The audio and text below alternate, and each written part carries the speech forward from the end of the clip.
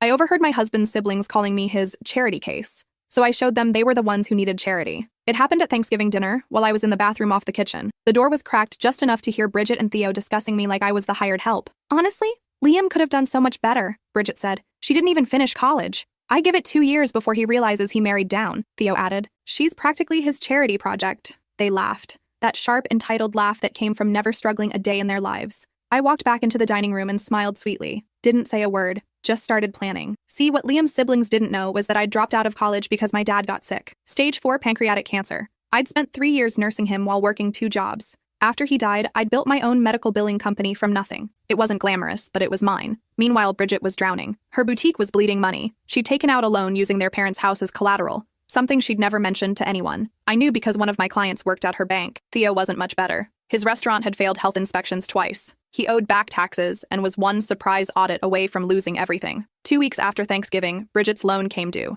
$47,000 she didn't have. The bank was moving to foreclose on their childhood home. She called Liam in tears, begging for help. I don't have that kind of money, Liam told her honestly. That's when I stepped in. I do. Her face when I showed up at her boutique with a cashier's check. Pure shock mixed with something darker. There are conditions, I said calmly. You'll repay me at fair market interest, and you'll stop talking about me like I'm beneath you. She took the check. She had no choice. 3 months later, Theo's restaurant failed inspection again. This time, it made the news. Customers vanished overnight. He was facing bankruptcy. At the family dinner where he broke down crying, I made him an offer. I'll cover your debts and help you restructure. In exchange, you'll work with my company as a consultant. His management skills were actually solid once you got past his ego. And you'll remember that marrying your brother was the best decision I ever made. He agreed, reluctantly. Now here's where it gets interesting. Last week, their parents' water heater exploded, flooding the basement. Insurance denied the claim. Guess who funded the repairs? At yesterday's family dinner, Bridget and Theo sat quietly while their parents toasted me for saving their home. Again, we're so grateful Liam found you, their mother said warmly. You've been such a blessing to this family. Bridget's jaw was so tight I thought her teeth might crack. After dinner, she cornered me in the kitchen. You're enjoying this, aren't you? She hissed. Making us dependent on you? I smiled. I'm not making you do anything. I'm just offering help to family who needs it. Isn't that what charity is? Her face went red. But before she could respond, Liam walked in with his parents. They were holding an envelope. We have something for you, his dad said, his eyes misty. We're updating our will. Bridget went pale. We're leaving you the lake house, his mother continued. After everything you've done, you're more family than... No, Bridget interrupted, her voice shaking. That house has been in our family for 4 generations. Liam's dad looked at her coldly. And it would have been foreclosed on if your sister-in-law hadn't saved it. Twice. The room went silent. Theo stared at his plate. Bridget's hands were trembling. That's when the doorbell rang. Liam answered it and came back looking confused. Bridget, there's a sheriff's deputy here. Something about your boutique? Her face drained of all color. She walked slowly to the door. Through the window, I could see her talking to the deputy. Watched her knees buckle. Saw her turn back toward the house with absolute terror in her eyes. The deputy was holding papers. Thick ones. The kind that means serious trouble. Bridget stumbled back inside, her hand gripping the doorframe. They're seizing the boutique, she whispered. Tomorrow morning, Liam's mother gasped. What? Why? Unpaid vendor debts. I thought I had more time to... Bridget's voice cracked. She looked at me. The loan you gave me. I used it for the bank, but I had other debts. Suppliers, contractors. They've been waiting months. The room felt smaller suddenly. Everyone was staring at her. How much? Liam's father asked quietly. Bridget's lips trembled. 83,000. Theo let out a low whistle. Jesus, Bridget. I had a plan, she said desperately. The holiday season was supposed to save me. But sales have been... She couldn't finish. Liam's mother turned to me. Her eyes were pleading. Is there anything you can do? I know it's asking a lot, but... No, Bridget cut her off. Absolutely not. I won't take another cent from her. I sipped my wine. Let the silence stretch. Pride's expensive, I finally said, especially when you're about to lose everything. Bridget's face twisted. This is what you wanted, isn't it? To watch me beg? I've never wanted anything from you except basic respect, I said evenly. But you couldn't even give me that. Liam stepped between us. Everyone needs to calm down. Let's think about this rationally. Rationally? Bridget laughed bitterly. Your wife has been systematically buying up my debts and Theo's debts and mom and dad's problems. She's turned us all into her employees. That's not fair, Liam's father said sharply. She's helped when no one else would. Because it gives her power over us. Bridget's voice rose. Can't you see what she's doing? I set down my wine glass. Stood up. The room went quiet. You want to know what I'm doing? I said softly. I'm showing you what it feels like to need someone, to have nowhere else to turn, to swallow your pride and ask for help from someone you thought was beneath you. Bridget's eyes filled with tears. That Thanksgiving, I continued. When you called me his charity case, when you laughed about him marrying down, did you think I wouldn't hear? Did you think words like that don't leave marks? Bridget started. I built my company from nothing. While you were living off your parents' money, opening boutiques with loans you couldn't repay, I was working 70-hour weeks to keep my dad alive. And when he died, I kept working. I made something. I earned everything I have. My voice was steady, but my hands were shaking. So when you needed help, I gave it. Because that's what family does. Even when that family treats you like garbage. Liam's mother was crying now. His father looked stricken. But you're right about one thing, I said to Bridget. I did enjoy it. Every single time you had to come to me. Every time you had to admit you needed the charity case. The silence that followed was deafening. Then Bridget did something I didn't expect. She laughed. A hollow, broken sound. You win, she said quietly. Is that what you want to hear? You win. She turned to leave. Wait, I said. She stopped, but didn't turn around. I'll cover the $83,000, on the same terms as before. Bridget's shoulders shook. Why? So you can own me completely? No, I said. So you can have the chance I gave your brother. The chance to prove you're more than your worst moment. She finally turned. Her mascara was running. I don't understand you. I know, I said. But you will. The deputy had left his card. I called the number that night from my home office. Liam was asleep. I'd been staring at spreadsheets for 3 hours, running numbers. The conversation with the vendor's lawyer was brief. They wanted their money by Friday, or they'd proceed with seizure. I arranged a wire transfer for Thursday morning. $83,247. When I hung up, I found Liam standing in the doorway. You didn't have to do that, he said. I know. Then why? I turned in my chair. Because your sister is drowning, and I remember what that feels like. Liam crossed the room and pulled me close. She doesn't deserve you. Probably not, I agreed. But you do. He kissed my forehead. My parents really want to give you the lake house. I don't want their lake house. I know. That's why they want to give it to you. The next morning, I met Bridget at her boutique. She was packing up inventory, her movements mechanical. The wire went through, I said from the doorway. She didn't look up. Thank you. We need to talk about restructuring. More conditions? A business plan, I corrected. You're talented, Bridget. Your taste is impeccable, but you're terrible at managing money. She finally met my eyes. And you're going to fix that? No, I said. You are, with help. Over the next 3 hours, we went through her entire operation. The boutique was beautiful but inefficient. She was buying too much inventory, paying too much for rent,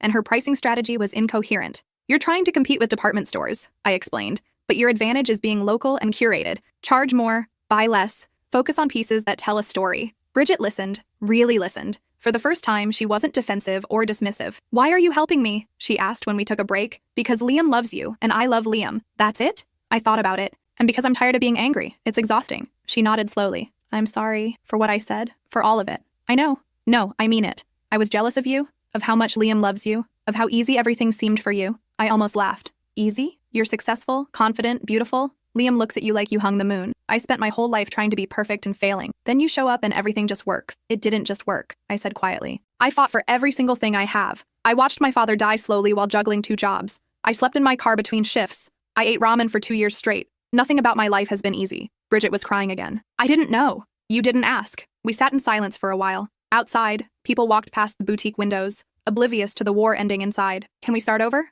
Bridget asked finally. We can start from here, I said. I don't think we can erase the past, but we can choose what comes next. She nodded, wiped her eyes. Okay, show me this business plan. 6 weeks later, the boutique had a soft reopening. Bridget had cut her inventory by 40%, raised prices by 25%, and started hosting small events for local designers. The place was packed. Liam's mother grabbed my arm. This is wonderful, what you've done for her. She did it, I said. I just showed her the numbers. Don't be modest. She told us everything. How you helped her restructure. How you're meeting weekly to review finances. I spotted Bridget across the room. She was laughing with a customer, her whole face bright. She looked happy. Actually, happy. Theo approached with champagne. I have to admit, he said, I thought you were destroying her. Turns out you were saving her. She's saving herself, I corrected. Still, he raised his glass. Thank you for everything. How's the consultant work going? Better than I expected. Your team is solid. And having a regular paycheck while I figure out my next move, he trailed off. It's been good. Humbling, but good. You'll land on your feet, I said. You're smarter than you give yourself credit for. He looked surprised.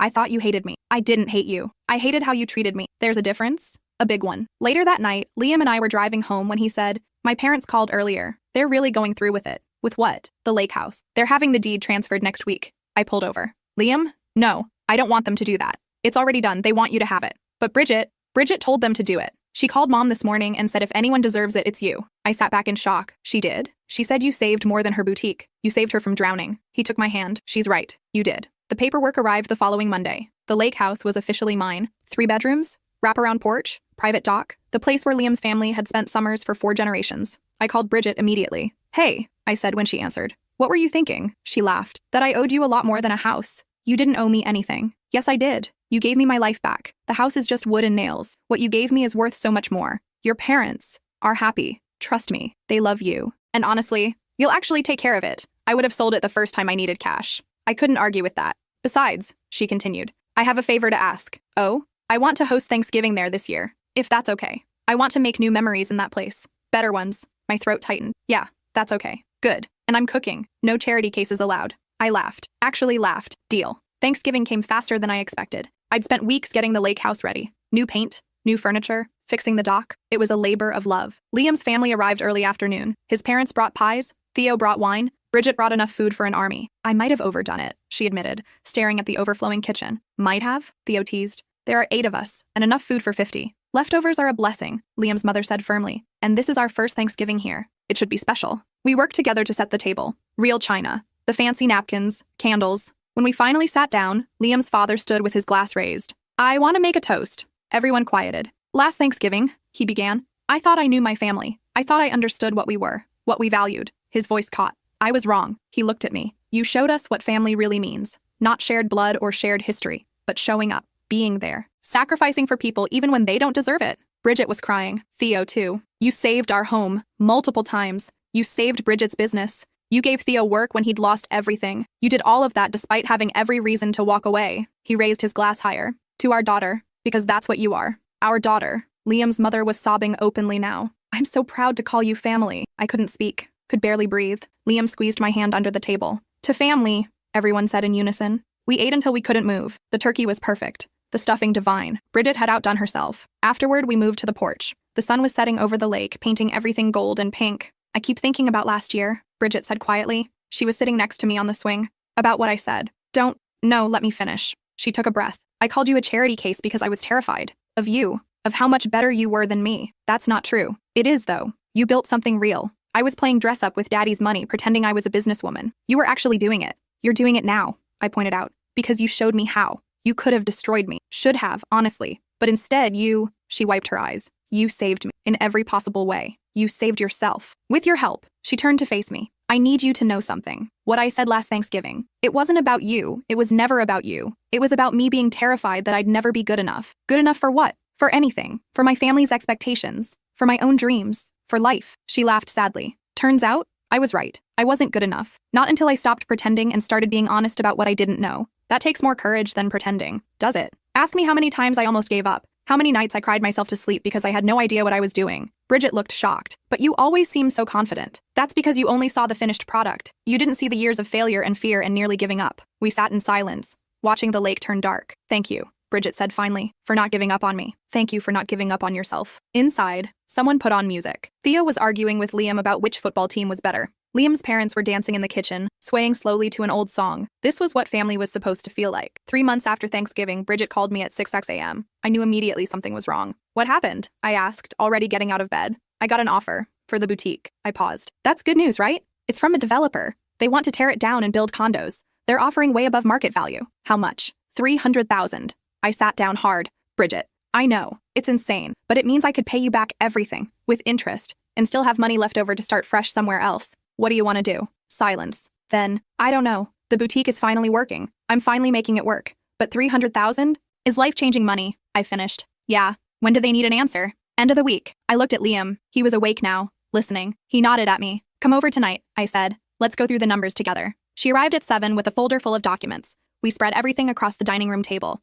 The offer, her current sales projections, her debt repayment schedule. If I take this, she said, I clear all my debts. I can pay you back completely. I can even help Theo get his next restaurant off the ground. But, Liam prompted, but I love that boutique. I love what we've built. For the first time in my life, I'm proud of something I did. Really did. Not just bankrolled. Then don't sell, I said simply. $300,000 is just money. Just money? Bridget laughed, says the person who has it. I have it because I chose work I loved over work that paid more. I could have gone corporate, made twice what I make now, but I wanted to build something mine. That's different. How? She couldn't answer. Liam leaned forward. Bridget, what would you do with $300,000? Pay back debts, help Theo, maybe travel, save the rest. And in 5 years, where would you be? She thought about it. Broke again, probably, knowing me. But if you keep the boutique, I said. In 5 years, you could have built something sustainable, something that lasts. Or I could fail and lose everything. You could. But you won't. How do you know? Because you're not the same person who took out that first loan. You've learned. You've changed. You're not running from problems anymore. Bridget stared at the offer letter. $300,000 in bold black numbers. I need more time, she said finally. Take it, I told her. This is your decision, no one else's. She spent the next 3 days in agony, called me hourly with new thoughts, new arguments. Theo told her to take the money. Liam's parents said follow her heart. Liam said he'd support whatever she chose. On Friday morning, she called. I'm turning it down. You're sure? No, but I'm doing it anyway. She laughed. I think that's growth, right? Choosing the scary thing because it's what I really want. That's definitely growth. I called them this morning. They were shocked. Tried to raise the offer to $350. My stomach dropped. And I said no, because this isn't about money. It's about proving to myself that I can see something through, that I'm not just good at starting things and then abandoning them when they get hard. Pride swelled in my chest. I'm proud of you. Yeah? Yeah, that took real courage. Or real stupidity. Time will tell. But time proved her right. The boutique continued to grow. She expanded into online sales, started carrying local jewelry makers and artists, built a real community around the space. 6 months later, she hired her first employee, then her second, then her third. 1 year after turning down the offer, she'd paid back 40% of what she owed me. You know you don't have to rush this, I told her when she handed me a check. I want to, she said firmly. I need to. Why?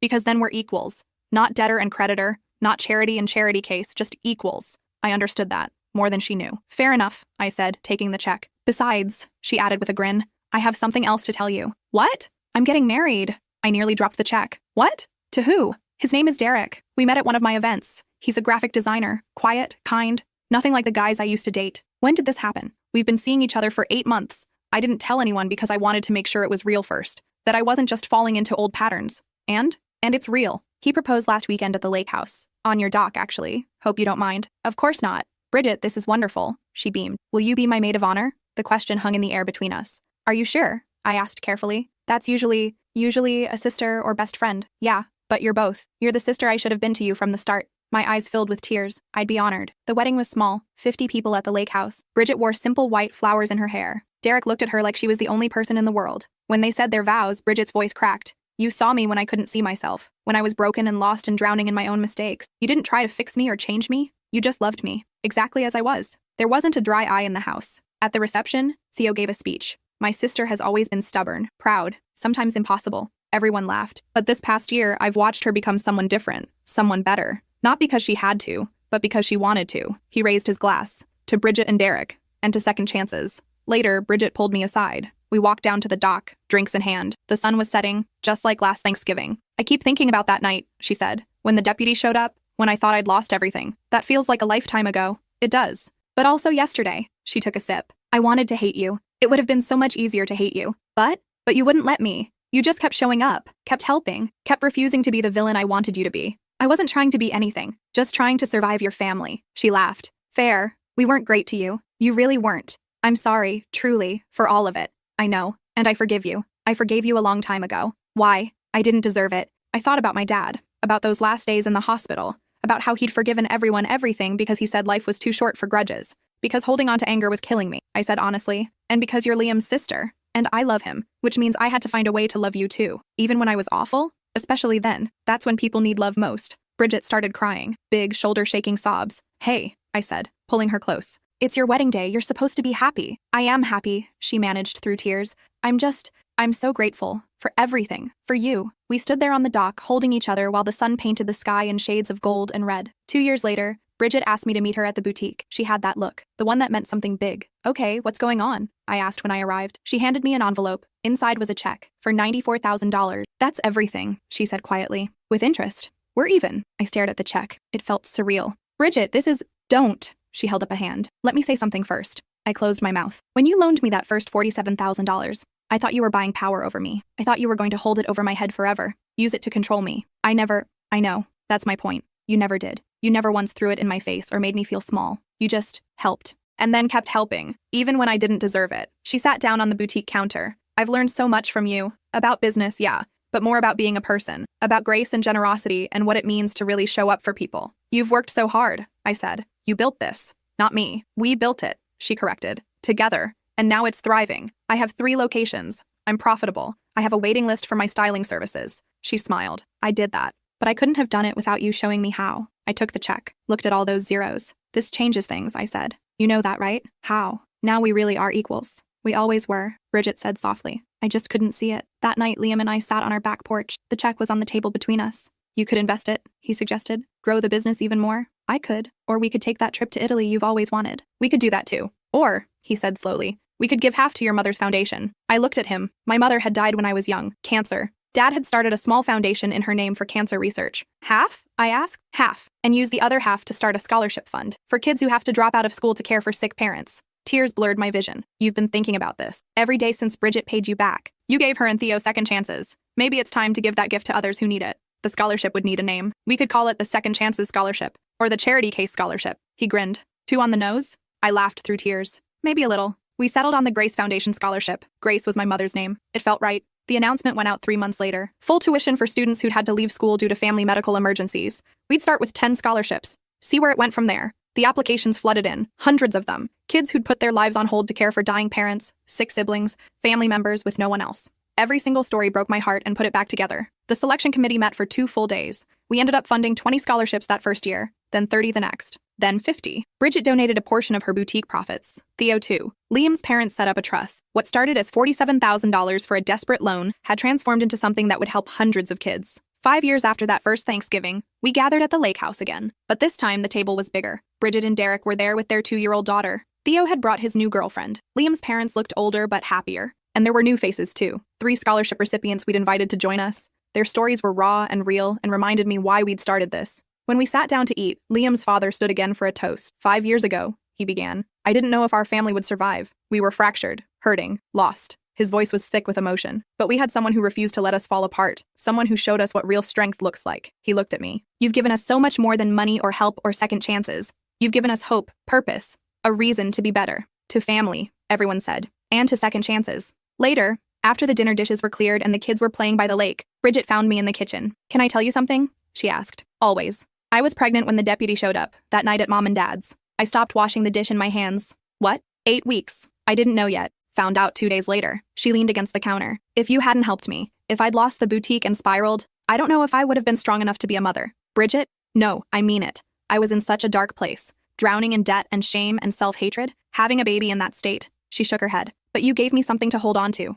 A reason to keep fighting. You did that yourself. With your help. Your belief in me when I didn't believe in myself. She took my hand. My daughter exists because you refused to let me give up. I wanted you to know that. I pulled her into a hug. This woman who'd called me a charity case, who'd made me feel small and unwanted, who'd become one of the most important people in my life. I love you. I whispered. I love you too. She whispered back. Sister. That night, lying in bed with Liam, I thought about how much had changed. How that overheard conversation in the bathroom had started a domino effect that had reshaped all of our lives. What are you thinking about? Liam asked sleepily. That sometimes the worst moments lead to the best outcomes. Yeah? Yeah. If I hadn't heard what they said, if I hadn't gotten angry, if I hadn't decided to prove them wrong, I trailed off. We might not be here. We'd be somewhere, he said. But not here. Not this. Is this good? This life we've built? He pulled me closer. This is everything. The scholarship program continued to grow. By year 7, we were funding 100 students annually. Some went into medicine, others into business or law or teaching. Each one carried forward the gift they'd been given. One student, Patricia, became a hospice nurse. She sent me a letter on her graduation day. I watched my mom die when I was 17, she wrote.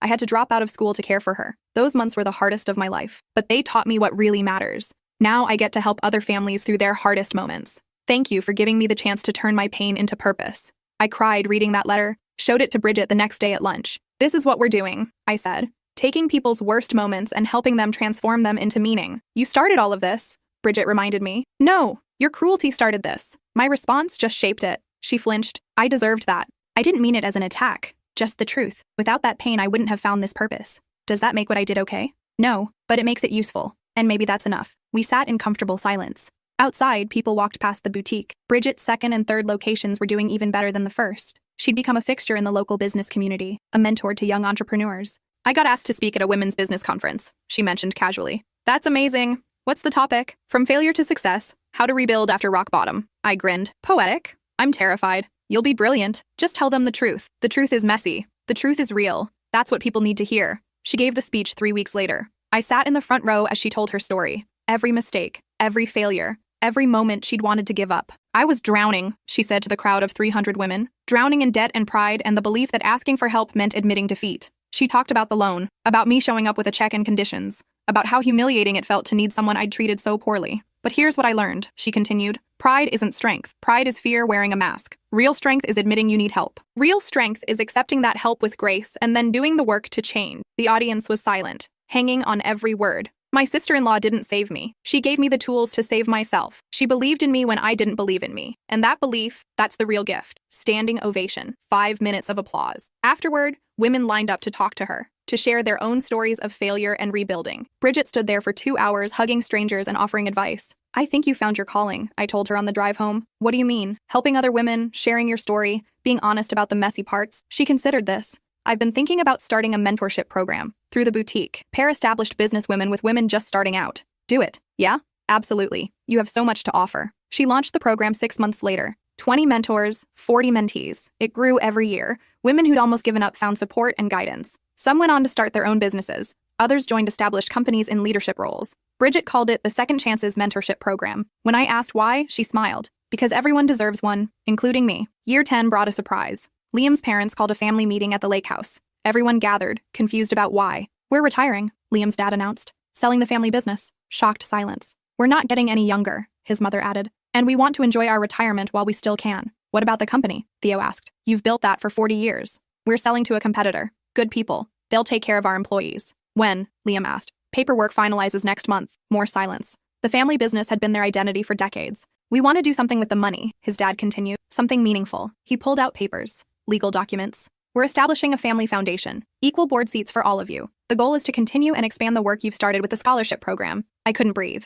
"What?" "You showed us what real legacy looks like," his mother said, her eyes on me. "Not businesses or property, but changed lives. We want to be part of that." The foundation launched with $12 million in initial funding. We added programs for healthcare access, housing assistance, and mental health services for caregivers. The first year, we helped 500 families. The second year, 1 to 200. By year 5, we were operating in 6 states. Bridget ran the business mentorship arm. Theo managed operations. Liam handled legal issues. His parents did fundraising. I oversaw strategy and program development. We met monthly to review applications and make decisions. What had started as a fractured, hurt family had become a team dedicated to helping others. One day, during a particularly long meeting, Bridget's phone rang. She stepped out to answer it, then came back looking pale. "That was the mayor's office," she said quietly. "They want to give us an award for community service." "That's wonderful," Liam's mother said. "There's more. They want to name a street after the foundation, Grace Foundation Way." Everyone turned to look at me. "I don't know what to say," I managed. "Say yes," Liam said firmly. "Your mother would be proud." The dedication ceremony happened on a crisp fall morning. The new street sign gleamed in the sunlight, Grace Foundation Way.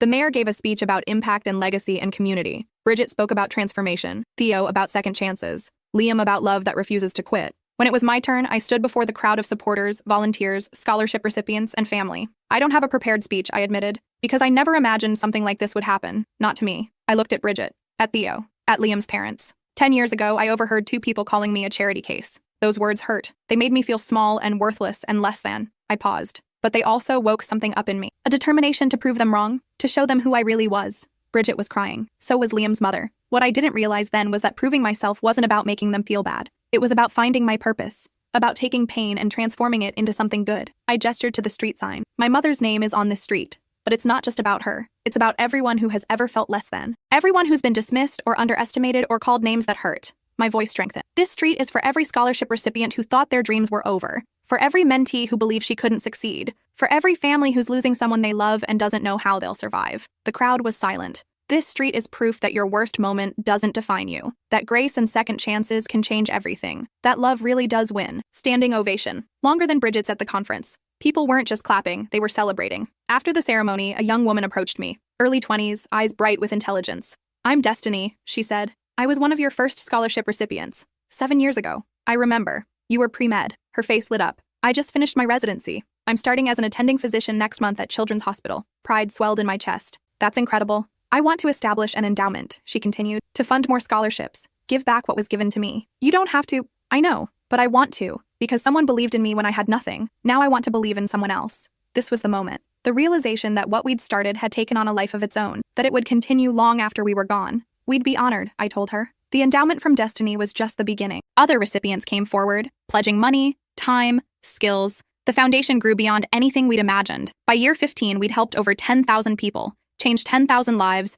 prevented 10,000 dreams from dying. Bridget was now running a national mentorship network with chapters in 30 cities. Theo had opened a consultation firm that helped struggling restaurants turn profitable, with proceeds funding the foundation. Liam's parents had become sought-after speakers on philanthropic strategy. And me? I'd stepped back from day-to-day operations to focus on long-term vision and speaking engagements about transforming pain into purpose. One evening, Liam and I were walking through the neighborhood. We passed Grace Foundation Way. The street was lined with small plaques, each bearing the name of a scholarship recipient and their current profession. "Look at all of this," Liam said softly. Everything that came from one overheard conversation. Do you ever think about what would have happened if I'd confronted them that night, instead of walking away and planning? All the time, he admitted. A screaming match. Hurt feelings. Maybe a permanent family split. Instead, we got, I gestured at the plaques, at the lives changed, at the legacy built. We got grace, Liam finished. In every sense of the word. 20 years after that first Thanksgiving, we gathered at the lake house for what had become an annual tradition. But this time, there were 40 people instead of 8. Bridget's family had grown to 4 kids. Theo had finally settled down with his restaurant consultant girlfriend, and they had twins.